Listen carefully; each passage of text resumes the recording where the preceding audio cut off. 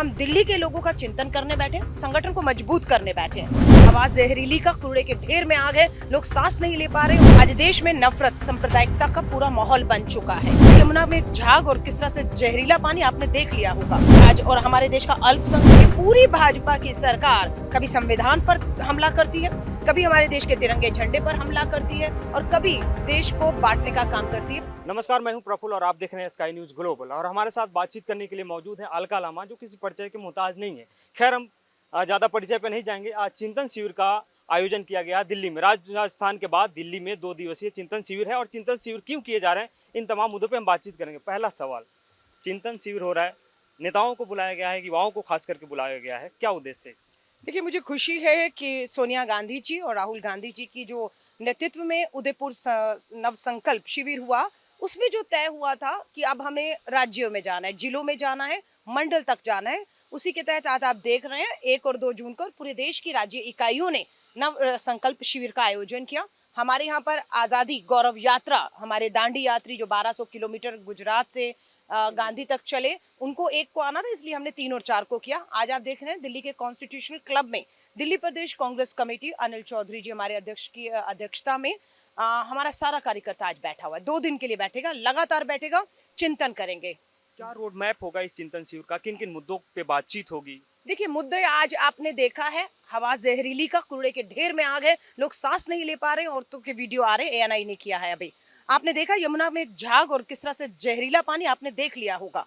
आपने देख लिया होगा कि दिल्ली की हवा पानी के साथ किस तरीके से महंगाई और बेरोजगारी मुद्दे बने हुए हैं। आज दिल्ली का चिंतन करने हम बैठे हैं कि 8 साल 2013 से कांग्रेस की सरकार जब से गई है, एक विधायक एक सांसद हमारा नहीं है। दिल्ली देश नगर निगम में भाजपा आम आदमी बैठा हुआ है। दोनों एक दूसरे पर आरोप और प्रत्यारोप लगा रहे हैं और दिल्ली के लोग पिस रहे हैं। हम दिल्ली के लोगों का चिंतन करने बैठे हैं, संगठन को मजबूत करने बैठे हैं। खुशी की बात है, इस चिंतन शिविर में जो बड़े नेता हैं, विधायक, पूर्व सांसद, मंत्री, वो बिल्कुल सामने बैठे हुए हैं और कार्यकर्ता जमीन का अपनी बात को रख रहा है। सोनिया गांधी ने एक पहल शुरू की कि 2 अक्टूबर से हम शुरुआत करें भारत जोड़ो, बिल्कुल। जबकि ऑलरेडी ये कहा जा रहा है कि भारत को एक सूत्र में पिरोने का कोई और काम कर रहा है, तो इसका क्या देखिए, उद्देश्य? आजादी के आंदोलन से निकली 137 साल पुरानी पार्टी हमारी कांग्रेस है।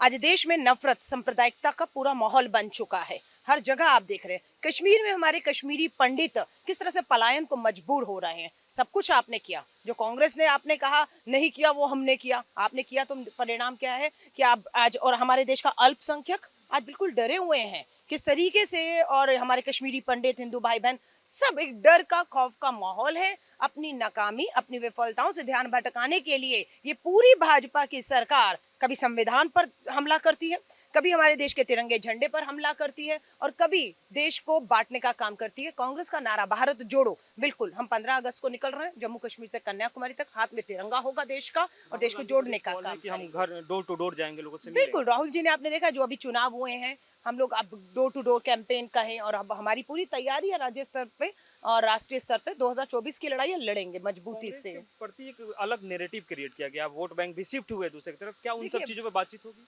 भाजपा और भाजपा की जो बी टीमें हैं, हमें बिल्कुल मालूम है, जितना धन बल पैसा, अपनी ताकत, सत्ता का इस्तेमाल वो अपने और लोगों के लिए जो है करने के, लोगों के लिए करने की बजाय उसका इस्तेमाल कांग्रेस को पूरी तरह से दबाने के लिए कर रहे हैं। ये कांग्रेस दबेगी नहीं। आप जितना मर्जी बदनाम कर लीजिए, जितने मर्जी आरोप लगा दीजिए, ईडी भेज दीजिए, सोनिया गांधी जी, राहुल गांधी जी के घर पर बाल भी बाका नहीं कर पाएंगे। अलका लामा चुनौती दे रही है। रामलीला मैदान में अन्ना आंदोलन हुआ था, भ्रष्टाचार, पीछे संघ RSS खड़ा था। मैं उस पार्टी में थी, जब बेनकाब हुए तो छोड़ा उस पार्टी सत्ता को। आज हम पूछना चाहते हैं, 8 साल में कौन सा एक नेता है कांग्रेस का जिसको आपने दोषी करार देकर जेल में डालकर चुनाव लड़ने से रोक लिया हो? क्योंकि पता है सारे आरोप झूठे थे आपके। 2024 की कहीं तैयारी तो नहीं? बिल्कुल, ये 2024 की ही लोगों की लड़ाई है, महंगाई की, बेरोजगारी की, दिल्ली के हवा पानी, इसी की लड़ाई है और इसको हम लड़ेंगे मजबूती से। हमारे साथ बातचीत कर रही थी अलका लामा, जो कांग्रेस की नेत्री हैं, और कांग्रेस का एक चिंतन शिविर चल रहा है। 2 दिवसीय चिंतन शिविर है, कॉन्स्टिट्यूशन क्लब में चल रहा है दिल्ली में, राजस्थान के बाद में।